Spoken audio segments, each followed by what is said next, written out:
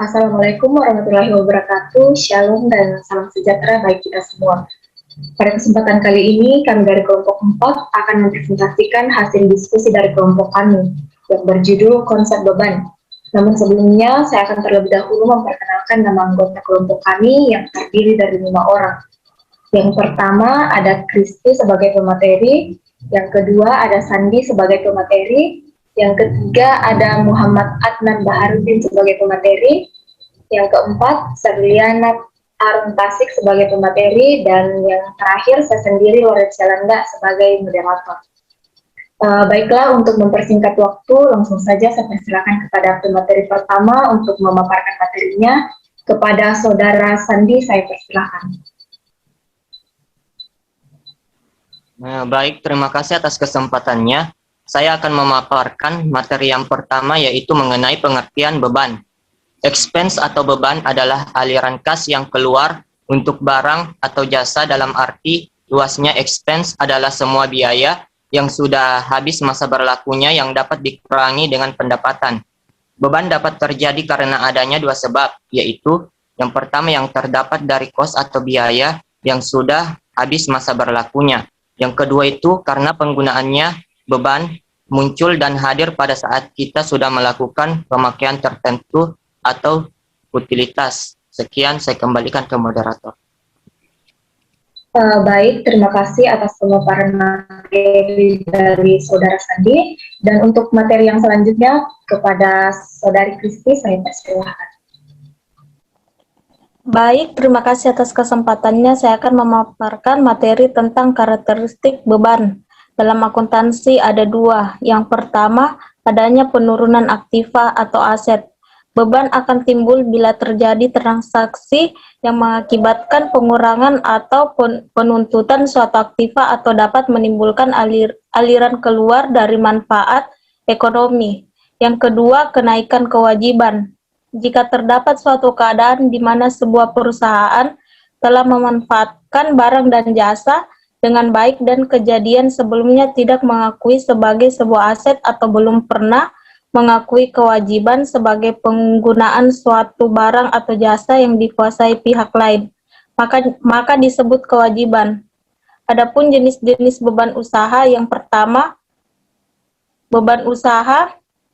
Beban usaha adalah beban yang ada secara langsung maupun tidak langsung yang berhubungan dengan suatu aktivitas usaha pokok yang ada di perusahaan.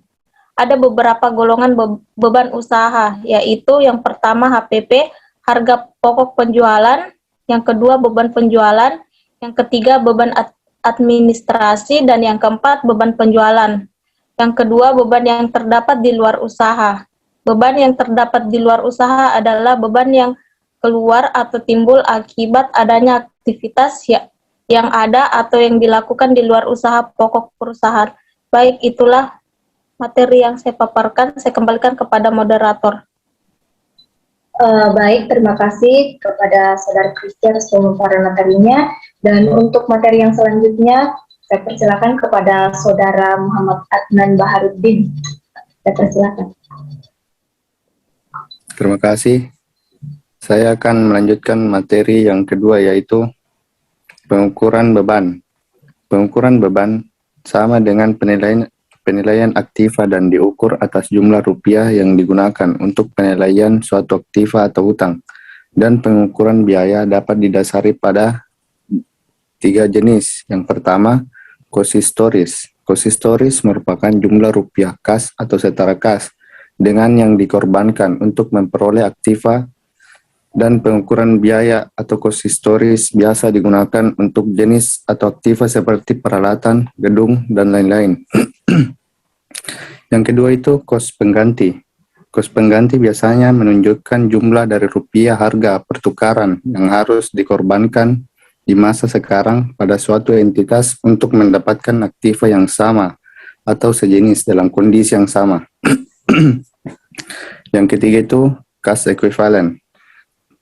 Cash equivalent sama dengan jumlah rupiah pada kas yang biasanya direalisir yang menggunakan cara dengan menjual setiap jenis aktiva yang ada di pasar bebas di dalam kondisi perusahaan yang normal.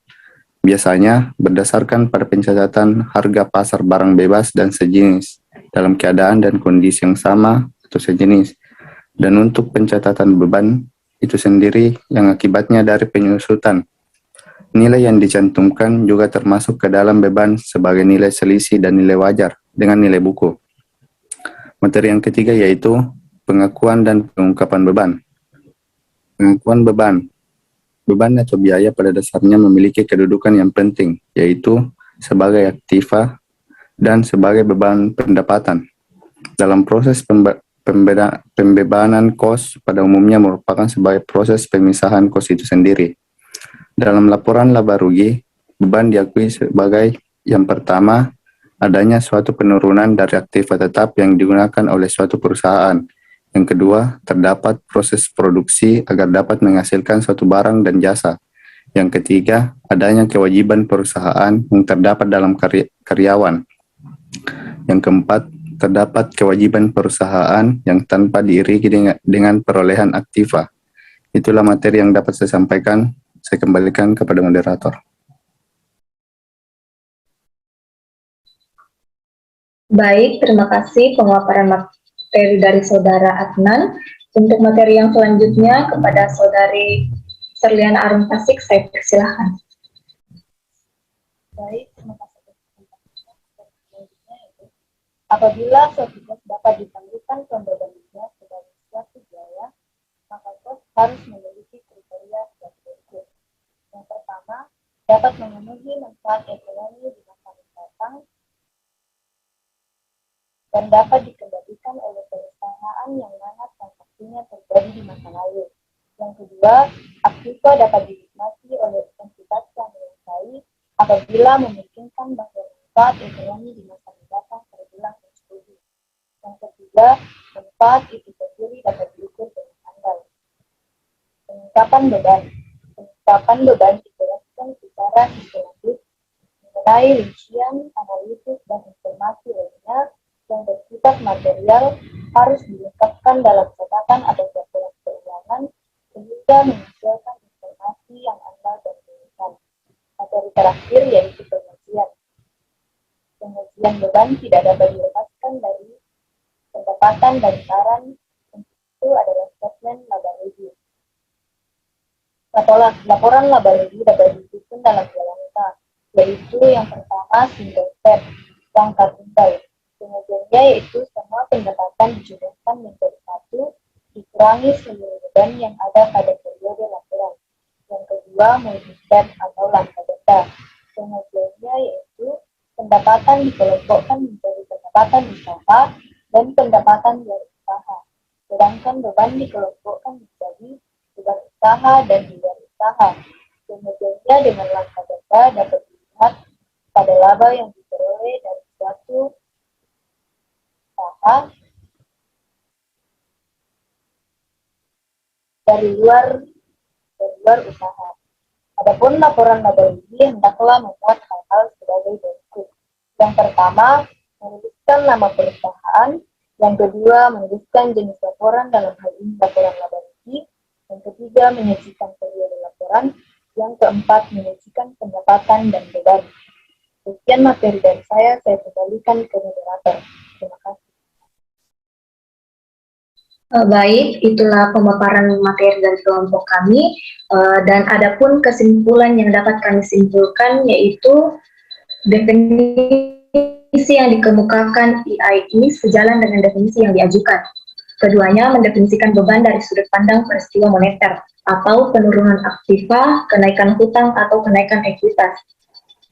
Sebaliknya, definisi yang dikemukakan FASB cenderung agak berbeda dengan definisi yang dikemukakan. Perbedaan sudut pandang tersebut dapat dianalisis sebagai berikut.